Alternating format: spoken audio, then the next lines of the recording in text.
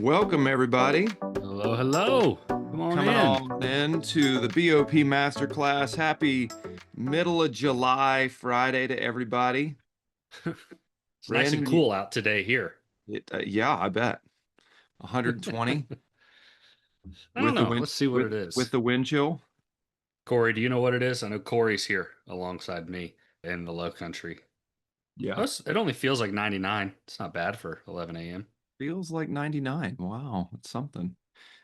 Brent, what's your big win? We do big wins to start. We're gonna do that later, aren't we, Brandon? We can still hear it from Brent. Let's hear it from Brent.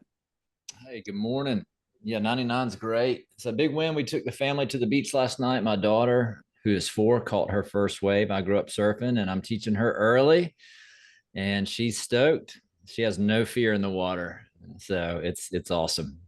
What size Grateful for board that. did she ride for that? It was like a little foam board, actually Thomas's son, T's son's foam board. So I have no idea. 6'8", something like that. And not that big, Not but that big. it was great, man. Water is like bath water, but other than that, it was great. Man, that's cool. Y'all That's y'all awesome. get waves in Bluffton? I didn't know you got waves in Bluffton. Well, Hilton Head, I mean, I don't know if you call them waves, but we make do. Wakes. Wakes. Nice. Very nice. Y'all, if you're just coming in, welcome. We'll go ahead and get started with some big wins. One of our core values. It's actually emeritus. You think of Michael Jordan's jersey number for the Chicago Bulls will be retired. It'll be lifted into the rafters. Big wins as a core value has been metaphorically lifted. We have a jersey in our office that hangs on the wall because this has been retired for us, but we still believe it. Big wins begin in gratitude. So we start everything with this. Go ahead and throw your big win into the chat, and we'll go through a few of these before we get started. So go ahead and throw a big win in the chat. We would love to hear from that and from y'all. Sean, go ahead and start us with your big win. What's a big win in the last week? We were together a week ago, so you have only 1 week to choose from. Yeah, my big win for the week. I went to the Charlotte FC soccer game on Wednesday with a client, and met a lot of great people that he works with, contractors, some people that are starting some family offices and some private equity groups. So I just had a blast going to the game. My son went and just had a good time, man. It was fun to go to a soccer game. Man, that's awesome. That's awesome. We got any How other about big you? wins? Me? I'll do a little preemptive big win. Us and 3 of our couple friends are going to Charleston this weekend to celebrate. 2 of our birthdays are in July. So we just get a weekend away from the kiddos, and we're going to get to play around a golf tomorrow. So I'm looking forward to that. Good Heck stuff. yeah. So that's my big win. What's your favorite golf shot? Like of all the golf shots, putting, chipping, ironing, driving. Give me the Mm, distance, the club, the My favorite, conditions. my favorite golf shot has to be the one just out of the amount is the slice Okay. because it happens all the time. Right. Power fade. So sure, Mm. something like that. We got any other big wins in the chat? Go ahead and throw them in. Something you're grateful for. Jim Ripper, my favorite golf shot is the windmill. Nice. I love it. I love Nice. it. Yeah, a little putt putt action. We know that here in Hilton Head. We got some putt putt rocking around here. So it's awesome. That's awesome. I've been to the one indoor place in Beaufort, whatever that one is, the indoor one. I've been there with my wife. She didn't appreciate the date night, but that's great. Any other big wins floating out there? No one's grateful for anything today. They're just Sounds happy to about be right. here, maybe. Sounds about right. Yeah. Yeah. Nice. All right. Well, since nobody, oh, there we go. Another year older this week. Congrats. Hey, happy Congrats. When was your birthday. birthday? I had a birthday this week as well, too. What are the odds they're on the same day? 1 and What day 7. was it? Oh, beat me by a day. Oh. Happy birthday. I'm the 16th. That's great. That's great. Any other big wins? Last and final call for big wins. Thank you. Thank you. July 13th. Blake, dadgummit. You do win. Hey, 14th. Can I hear July 14th? Auctioneer around here. Blake, happy birthday. Happy birthdays all around. July 28th. Wow. The Ripper on the Action. 28th. That's right. Independence Month. I love it, y'all. I love it. Well, man, we are grateful that you are here. We know that We have a lot going on in our lives, so we are grateful you are here for our second installment of a financial tune-up. If you missed us last week, we did installment number 1 where Sean and I talked through overhead and knowing our overhead cost and why that's important. This week, we're going to be talking about something a little bit different. But I do want to preface with there are two currencies we can spend in this world. We can spend money. We all love money. That's why we're here to talk about money. But the other currency we can spend is our time. Dietrich Bonhoeffer says that time is our most valuable asset because it is our most irrevocable. We can't get any more of it. So the fact that you are spending your time to be here with Sean and I with the Business on Purpose team, we are grateful for that. We're really grateful. So we are going to try our best to make it worth your time. Like I said, this is a financial tune-up. So what is a financial tune-up? Well, the importance of this series and why it's important for you specifically is that we all have a goal of reaching financial freedom. At least that's what we hear as business coaches all the time. And yet we cannot get financial freedom without financial clarity. And that is why we are here. We call it a financial tune-up because much like in your car, what happens when a check engine light comes on? Well, if you're like me, you just don't look at it. I've driven old trucks my whole life, so it's just a part of it. You got gas in the tank and a check engine light on the dash, and we're good to go. I don't know if y'all have heard of, I heard this, I grew up with 255 air conditioning, 2 windows down, 55 mile an hour. That was the AC I grew up with. But in our business, we That have was check in the engine GMC lights Sonoma. Was that right? Is that it in your was in the S10? GMC Sonoma. Thank Yeah. you. Okay. Mhm. Yes. Subtle plug for our podcast, The Dickie and Donnie Show. With Sean and I, where we talk, he referred to me as an S10, which I saw as disrespectful. But I press on. These check engine lights in our business pop up, and how do we handle those? What's with clarity, right? If I have a check engine light on my dash, I don't know what to do with it unless I get clarity over what that means. So that is a lot of what we are here to do. Last week, we talked about our overhead and that number, that monthly nut of what do I need to make each month to just break even. We lose every job. What do I still need to pay? We went over our overhead tracker last week where we calculated all of those things. And this week, we will continue with the financial tune-up. I will do a repeat. Where is our money living? Think of a house, right? Your business is a house and money comes in. And what does it do, right? Well, the money that leaves is what we call the back door. It's what overhead. We have to close that back door, the double French doors that are wide open out to your back patio pool with the infinity pool and the hot tub and all that. Money just flows out. No, we got to close that. We got to keep some more money in the business. And then that opens up the front door, which is where money's coming in. Where is the next dollar coming from? Right? Are we swinging our door wide open or are we making it hard to collect money? Not only with our lack of sales, lack of business development, but are your receivables automated? If you wanted more in that, let us know. We can get you in there. But then once we have the front door open and the back door closed, what do we do when the money's in our house? That is next week. How do we manage the money that we actually have? That is where we will talk about our subdivided bank account system that one client calls Voodoo Magic, our financial level 2 dashboard, and all of that.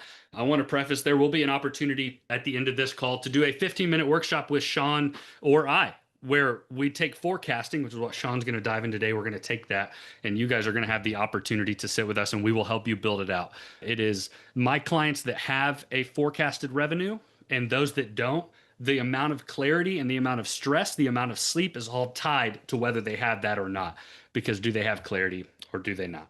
So similar to last week, if you brought any numbers, go ahead and get them ready. Sean is about to dive in as we talk through forecasting. But again, we're grateful y'all are here. So Sean, go for it. All right. Thanks, old Donnie. I am Dickie, aka Sean, based in Charlotte. Was that funny? It was funny to me, yes, because Okay, they don't know our names, but They don't know our names. Yeah. It's I'm okay. Business on Purpose on Zoom.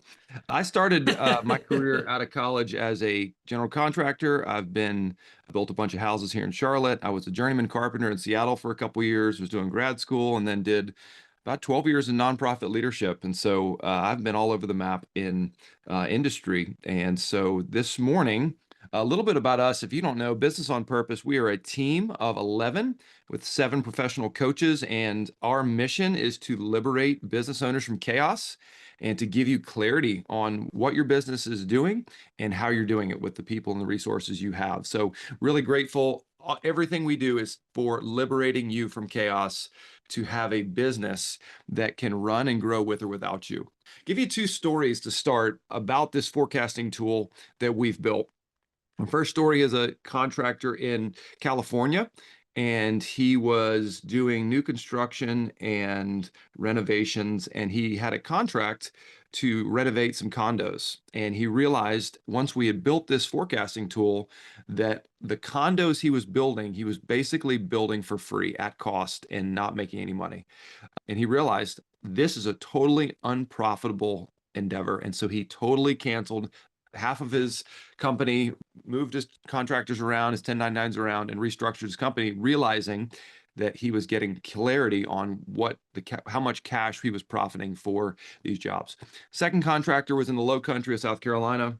We started this. He was a couple years old, very fresh into business, but had a lot of experience.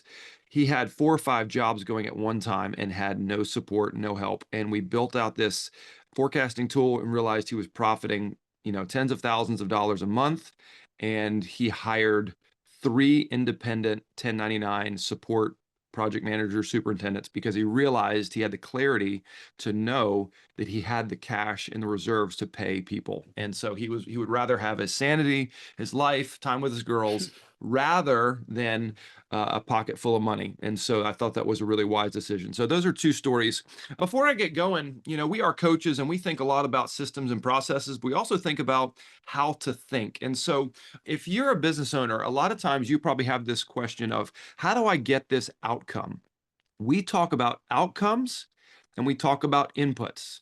The difference between an input and an outcome is an input you can measure and control. An outcome is the result of a good input. So let me give you an example. If you've got a tree and you want to grow fresh apples, you can't yell at the tree and say, grow more apples. Apples are an outcome, a byproduct, a fruit of the tree. You can't say, hey, go work harder, tree, make more apples. The input you need to grow a tree is what? Water, sunlight, room to grow, place for the roots to grow. Those are the inputs. So the inputs are the water, sunlight, space, time. The outcome is a tree that's fresh. Similarly, if you want an outcome of a healthy team dynamic and trust in your team, what do you need as an input? You need regular one-on-one check-ins with employees. You need team meetings that are safe to ask questions. That's an input. If you want consistent sales flow as an outcome, you can't just tell your sales guys, hey, go sell more, go make more sales. Everybody says that. If we just sell more, we'll be better. Everybody be happier. The bottom line will be better. No, but what you need as an input is a measurable, defined sales process with drip content, high touch engagement from your sales team. That's an input that you can control. So as we talk about cash and we talk about the outcome of a financially stable, healthy balance sheet with a clear picture of cash flow, that's an outcome. And the input is doing what we did last week with Brandon, defining our overhead, doing what we're doing this week to forecast our monthly revenue, and we'll do next week, which is to track our cash in our level 2 balance sheet. So outcomes and inputs often get confused, but if we focus on this is the outcome and then doing the right inputs to get there. So what is forecasting? What is it? Why do we need to start looking at what's ahead? That's my second question. And how do we start? So what is it? Why do we need it? And how do we start? So I want you to imagine that you're driving down a highway. And I don't know what kind of car you have. You might have a GMC Sonoma. You might have a Z06, the new Corvette that just came out that I'm drooling over, and I'm not even a sports car guy. You're driving down the highway, and you're on this beautiful highway. Now, I want you to imagine that your eyes are glued 4 feet in front of your front bumper. And I want you to drive looking directly in front of your front bumper. Now, can you imagine driving at that speed and not looking ahead? You'd say, no, that's crazy, right? That's silly. You always look at least 100 feet ahead, say. In the similar way, you might be having a panic attack that you're looking down at your bumper. In a similar way, when we drive on the highway, we keep our eyes further down the road so we can make decisions about what's coming. So there might be distracted drivers ahead. There might be a blown 18-wheeler tire. You might see a south of the border sign, right? Like you're looking ahead at what's to come. So what happens if you hit this?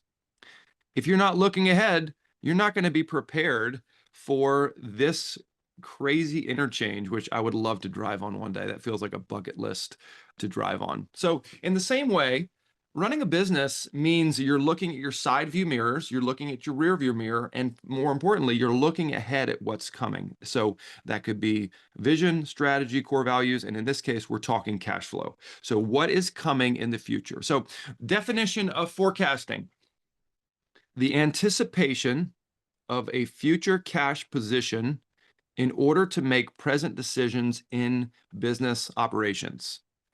So anticipating, not guaranteeing, anticipating future cash positions in order to make present decisions in business operations. We do this every day. We trust that we hire people and we trust that we'll have the cash to support their work in the months to come. Do we know for sure that our businesses are going to have that cash? Not always. Do we know for sure that we're going to have consistent contracts and projects and sales to support that? No, but we can anticipate, and hopefully with some degree of accuracy and expectation. And I'd even say that we need to use past data and past results to inform those decisions. So why do we need to know what's ahead? This is the next question. Here's some key questions that we ask that forecasting helps clarify. Do I have financial room to hire the next role needed? Now, the next role needed is a gray area. It's an adaptive leadership challenge. There's not an easy answer to say, you need this person in marketing or you need this person in admin. But we can answer the question, do we have the financial room? Do we have the margin to expand and grow in this role? Number two, can I continue to pay current employees if work gets slower? If you're seeing your sales numbers down, you're seeing your clicks down, you're seeing some of the projects down, most business owners get a little worried, they get a little fearful. But if you had a forecasting document to track your cash flow, would you be able to sleep a little better? I bet so. Number three, how many months can we keep the lights on if work dries up completely? So Brandon looked at overhead last week, which will be an input in this spreadsheet. And then we have to ask the question, how much cash flow do we expect on signed contracts? Number four, the most important part, capital expenses that I call tools, trucks, and toys. If I need to make a capital expense, it's going to make my business better. How do I know if I've got that room and if it's going to pay off and be the right decision? My son's a aspiring filmmaker, and he has been working on a documentary. He went without a smartphone for 30 days and recorded it and did it with some friends. And so a friend of mine is in the film industry and in the world of tech and designing video. You can tell I'm very good at this, understanding these things. And Pierce, my son, is trying to figure out, how do I get a camera? But the cameras are ungodly expensive, right? And so he's trying to figure out, how does his business support, or how would he grow the business to make those decisions? You have those decisions too. It could be a specialty tool, it could be a software system, it could be a person. But how do you know if you've got the cash to make that purchase? You see, forecasting isn't guaranteed income.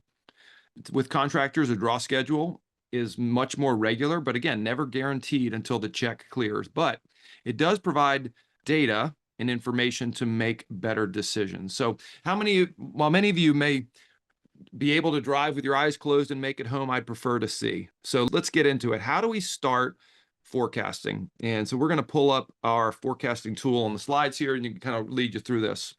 We originally called this a project start sheet. We've now called it a forecasting tool. You don't have to use our tool, but you do need to use some tool. And so I'd encourage you to find a tool, even if it's not ours, and we're happy to give this away. So what we're going to do is we're going to start with contracted work on the left side. We work with a lot of home builders. We work with a lot of trades and architecture groups, and they have a regular flow of cash that's coming in. So you start with, what projects have I signed? I will not usually add potentials on this sheet, because to me, it's a little bit, until there's a signed contract and there's blood to the paper, we're not adding it on here. But, I do know some people that'll add kind of ideal potentials here, but add signed contracts on the left. In column A, I want you to write out all the jobs you have or currently or will be starting in 2025. So write all your jobs out, or you can write all your contracts out if you're in a product space. All the sources of revenue go on the left side. Then in column B and C, you're going to write the contract time in months and the total contract value. So we're already getting clarity on the size of our work, what it's taking to deliver what we promise to do in our sales conversation. So a contract is an agreement. It's a vow, a promise. You went to the altar of business with this spouse, and you are in operations committing to do this work. You have contracted to do this work. This is the scope of what you need to do. So we know at this point we have $625,000 of contracted work, but we don't know when that money's coming in. So that money could come in all at once. It could come in phases. And so here's where it gets a little bit specialized. And we do encourage you to make this tool work for you. So the monthly columns are going to be on the right side. And what you can do is you can either amortize, I can't even say that word right. You can amortize it out all the way out to the end, equal 6 months, 6 divided by the contract value, or a lot of our builders are getting draws or getting deposits. So you can put your deposit in the first month and then kind of measure out a draw schedule. If you got, window packages and door packages and big purchases on the front end, you can account for that cost and build that out. So this is where it gets a little bit more focused for your business. So you make this, you can make this estimate of when this cash is going to hit your account, not when you do the work. That's not work in progress. This is when the cash hits the account. For simplicity's sake, sometimes it's easier to do straight division, but again, up to you. Once you have your projected revenue, we need you to add Brandon's overhead from last week's class. Now, if you weren't there, you're going to need to time travel back to last week. No, I'm kidding. We recorded it. You can go back and review it. You're going to have to get an overhead number and get your tracker and build out all your expenses and put your number there. So if you've got, in this case, $20,000 of overhead, that's your office labor, that's your trucks, that's your insurance, that's all your bank account fees, website, office space, rent, all your overhead costs that if you don't have other projects, you still have to pay those bills. So even if you don't have a project, you still got to pay for the rent in the space. So that's all overhead that Brandon discussed last week. Then in the green box, you're going to add your cost of goods percentage. You can add your own personal number if you know this, pull up your P&Ls on QuickBooks. You can do a real cursory look at it. If you're in new construction, you're going to be 80 to 82% cost of goods. That's your materials and labor, your people, your hardwood floors, your cabinets, your trim. If you're in a trade, like a roofer or a plumber, typically your cost of goods is going to be 40 to 60%. About half of what you receive goes to paying the actual work. And if you're in a services group, you're probably almost 0%. So I think in tax law, you can't even count for cost of goods in services work. So call it 5%, 10% if you're in services. Yeah, Sean, I'll jump in there. This was developed for the construction world. Is where a lot of our tools were developed when an original client needed something. Okay, we'll build it out to help them, and then we've adjusted. So I'm looking, and if you do oil changes, right, Jim, looking at you, Tim, and oil, this would look a little different. Your cost of goods look different, but on a standard X, Y, or Z service, right, this is how much fluid and all that stuff. So manipulate this. One of our core values, I'll say this at the end, is 85-15. This is 85% of what you need. You're going to have to go change it for your specific industry or role. But if you're sitting here like, I don't know where to start, that's okay. This was predominantly for construction contractors and the like. So sorry to cut you off. Right. Sean. And Brandon actually has got a high volume version of this that he developed with a software developer for, if you're in high volume sales, what would you say, 200 or 300 sales a year, Brandon, or 200 or 300 contracts a year, you've got a tool. I would say if it's over 50, this is just going to get tedious because you're going to have so much on there. So if you're over 50 or so a lot of subcontractors, right? Flooring, stuff like that, gutters, shutters, all that stuff. Gutters and shutters. Yeah. Nice. Yeah. So he can lead you through that. He's done workshops for teams. He'll come in for 3 hours on a Friday and run that. So I'll let you reach out to Brandon if you want to run something like that. But here's, you see at the bottom, we see red. Now, as business owners, you see red a lot, like when your employees don't show up on time or they call out. No, I'm kidding. Red means not good, right? You think, oh, I'm not profitable in my business. Let me tell you why this is great news, because you can see it. I know in 3 months, if my profit is red, I have 3 months to make some adjustments in my overhead, in my contract amounts, and I can plan for that month that's coming. Let's say we're January to April, we were actually okay, right? We were in the green. That's above 15,000 in profit. If I was in the green, then I can see, oh, May's getting slower, and I can I can make adjustments to my strategy, to my work, developing sales pipelines, executing contracts, bringing in old clients, whatever it takes to grow those contracts. But I think that's why we try to encourage people that, hey, don't feel bad. If you're in a bad spot in business, you don't need to feel bad. You just need to realize this is an opportunity to make some decisions and make some movement that would result in a different outcome. So change the input for the outcome. So we're going to give you some time now, Brandon. I'll kick it back to you to kind of run through what's next. Yeah, that's great. That is forecasting, right? That is what it is. It is forecasting out your revenue. This is not exact numbers. You do not need to come back in afterwards. I don't coach my clients to come back in afterwards with real numbers. But this weekend, I'm going to Charleston with some friends, and I looked at the forecast. And if there's rain in the forecast, I need to bring an umbrella. It might say it's going to be 88 degrees with 50% chance of rain. Well, if it turns out to be 86 and a 40% chance of rain, I still brought my umbrella and my rain jacket. That's what this does. It's forecasting out how can I prepare for months in advance. So, Sean, great work there. I mentioned it. One of our core values is 85-15. So we have brought kind of the 85, but the 15 is going to be you're specializing it. What does this look like for my industry? Or maybe you call overhead something different. Great. Adjust it. Maybe you want some different line items there. Maybe you want to break out overhead from payroll and then all the other expenses. That way you could look, well, what if I give everyone a 10% raise? Great. We'll just bump up pay. There's a lot of different customization you can do to this. But what I would say is please don't choke on a gnat. Right? Don't try to make this thing literally the most beautiful and perfect thing. No, use it. Use it for long enough to then go and do some cool stuff with it. So you've already bought this time that you have with us, and we told you to plan for an hour. So you now have 33 minutes. If I shut up now, which I'm not going to, you'll have about 30 minutes to go and actually build this out. And I will be sharing this with you so you'll get it. But I want you to actually use this time to build it out. If you do use this 30 minutes to build it out and you send Sean or I an email, we'll throw a party. I don't know. We'll do something. It's like be like an old teacher where they're like, if everybody does their homework, we'll bring in pizza.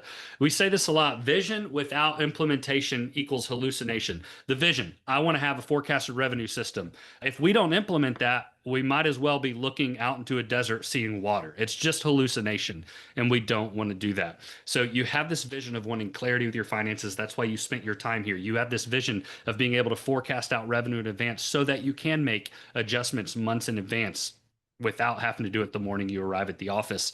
But if you do not implement, it's hallucination. So before I share this with y'all, I have a question.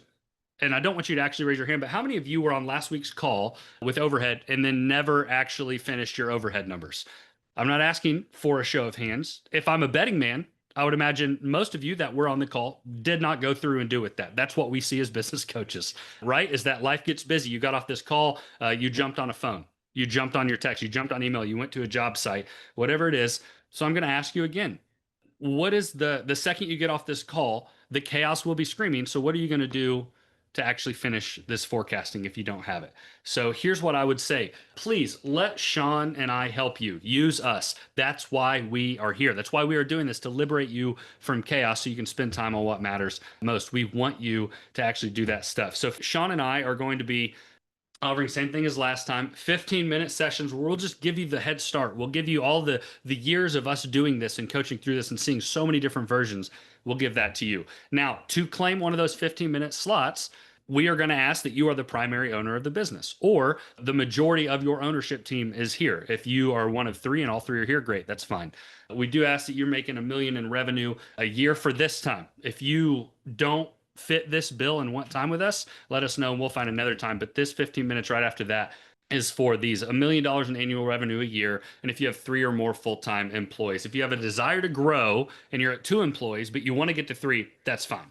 But this is who we are saving these 15 minutes for today. What I want you to do is go ahead and put in your email to the chat, and Sean and I will follow up with a time. But I am going to right now post in the chat, that is the forecast document.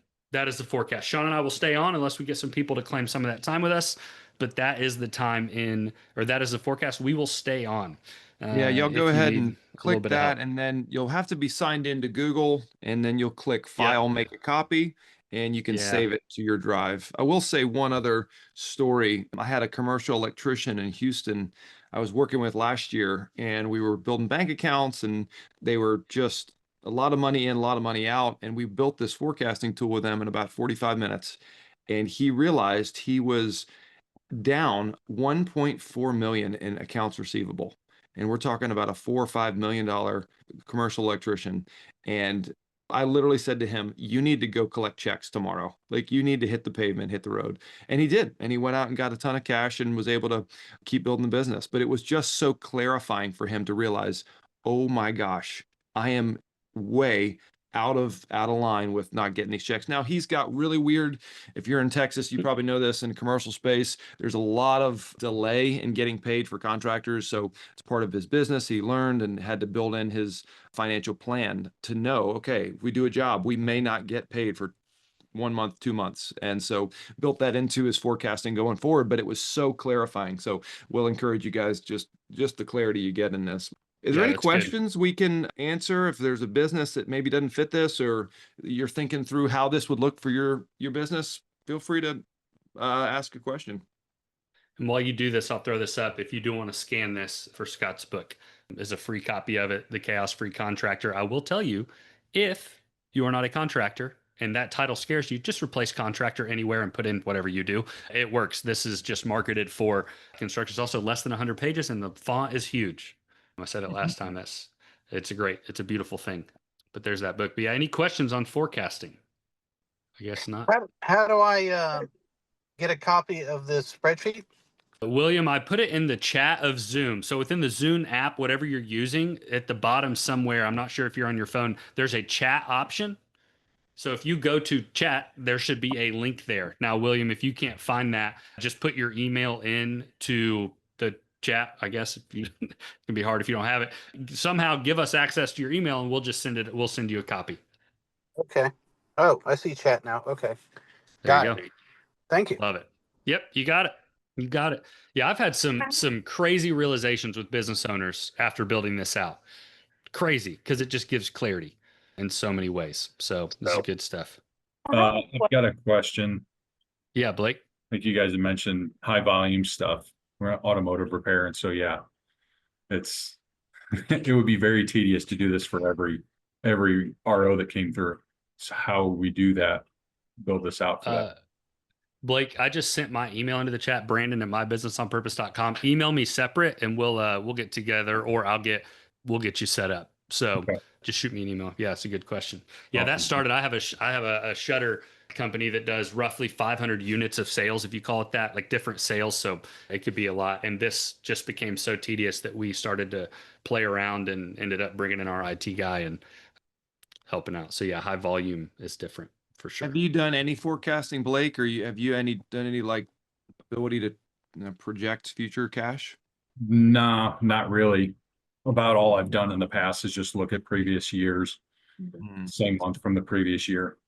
Great. Okay. Which is better than nothing. A lot of people don't do that. Yeah. So that's great, Blake. That's great.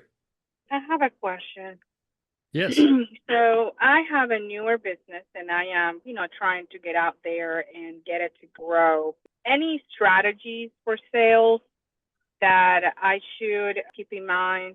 I know that I'm not bringing in enough money. I know, especially in the past month, that I need to be out there selling.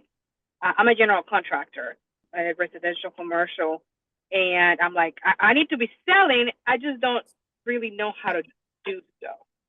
Yeah, that's a great question. I think when I think about selling, I'm trying to connect with the right people that need my resources. So I would want to be upstream.